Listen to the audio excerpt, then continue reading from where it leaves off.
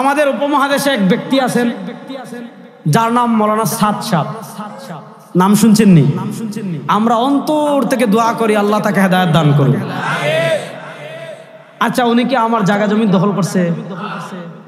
আমার টাকা পয়সা কিছু নিছে? আর উনি উনার থেকে টাকা আমারও নেওয়ার দরকার নাই। আল্লাহ আমারে যা দিছে তাই দিয়ে আমি চলতে পারবো, আলহামদুলিল্লাহ। উনার মৌলিক প্রথম ভ্রষ্টতার জায়গাটা বুঝেন। আহলুস সুন্নাহ ওয়াল জামাতের সর্বসম্মত আকীদা, কোন নবীর সমালোচনা করা জায়েজ? আওয়াজটা কোন? কোন নবীর সমালোচনা করা জায়েজ? এখন যে তাবলীগ নবীর সমালোচনা শিখায় ওই তাবলীগে আমরা লাত্তি মারি, ওই তাবলীগ আমাদের দরকার নাই। সাদ সাহেব এমন তাবলীগ বুঝছেন, হযরত ইউসুফ আলাইহিস সালামের সমালোচনা করছেন, হযরত মুসা আলাইহিস সালামের সমালোচনা করছেন।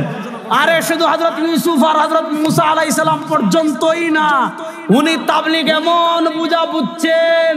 আমাদের নবী করিম সাল্লাল্লাহু আলাইহি ওয়াসাল্লাম হযরত যায়েনব বিনতে জাহাশ রাদিয়াল্লাহু তাআলাকে বিবাহ করার পর অন্যান্য বিবাহে তিনি সাধারণত খুব সৎ ছাতু মাতু এগুলা দিয়ে ওলিমা করতেন।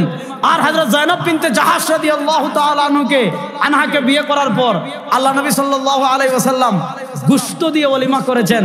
তো আমাদের সাদ সাহেব দেখেন, আল্লাহর নবী আমাদের জন্য আদর্শ, লাকাদ কানা লাকুম ফি রাসূলিল্লাহি উসওয়াতুন হাসানা।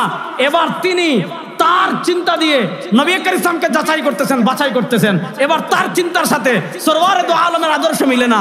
তিনি বলতেছেন রাসূলুল্লাহ সাল্লাল্লাহু আলাইহি ওয়াসাল্লাম তার আদত কি খিলাফ কাম কিয়া। আল্লাহর নবী তিনি তার অভ্যাসের বিপরীত কাজ করেছেন, যার কারণে তার কষ্ট হয়েছে। বলেন নাউজুবিল্লাহ। এবার বলেন, যে ব্যক্তি সরওয়ারে দো আলম সাল্লাল্লাহু আলাইহি ওয়াসাল্লামের সমালোচনা করেছে, আল্লাহ নবীর ভুল ধরেছে, পৃথিবীর সবচেয়ে নিকৃষ্ট শয়তান, পৃথিবীর সবচেয়ে নিকৃষ্ট জালেম যারা আমার নবীর সমালোচনা করবে, আমার নবীকে গালি দিবে, আমার নবীর দিকে আঙ্গুল তুলবে, এদের চেয়ে বড় ইবলিস শয়তান আল্লাহর জমিনে আর কেউ নাই।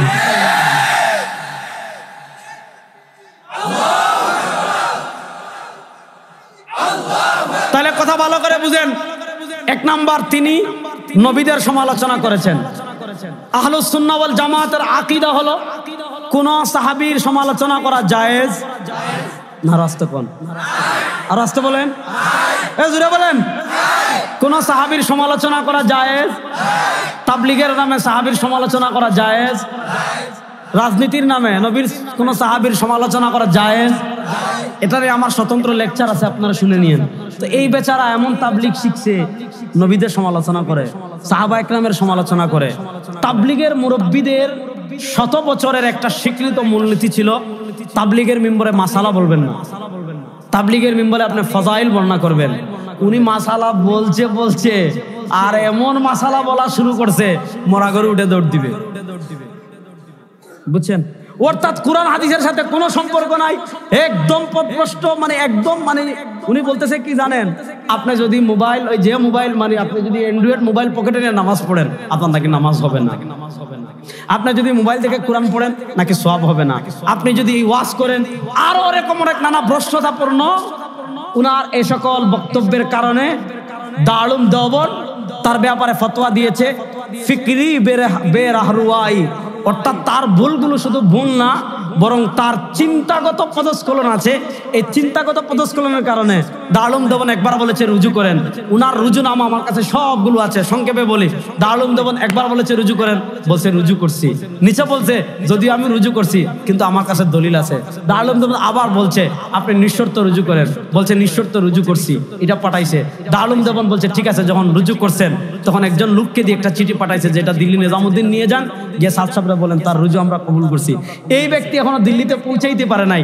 খবর আসছে যে বিষয়ে তিনি রুজু করছেন ওই বিষয়ে আজকে আবার ফজরের নামাজের পর নিজামুদ্দিনের মার্কাজে এই জিনিসটাই তিনি আবার বর্ণনা করতেছেন। এখন তখন যে দারুল দেওবন্দ যাকে পাঠাইছে তাকে ফিরেই নিয়ে আসছে।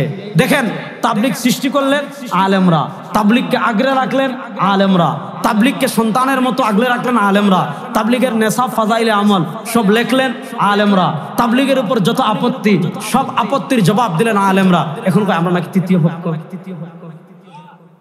সুতরাং দুনিয়ার সব বাতিল ফিরকার প্রথম টার্গেট থাকে জনসাধারণকে আলেমদের থেকে বিচ্ছিন্ন করা। আজকে 7 পার্টি হাতাহাতি যে পার্টি বাংলাদেশে, এদের থেকে আলেম বিদ্বেষী আর কেউ নাই। ও মা এক চিল্লা গুইরা কয় রেজাল্ট করিম আপনার থেকে বেশি কোরআন হাদিস বুঝে ফেলছে, কন্ত কি করব?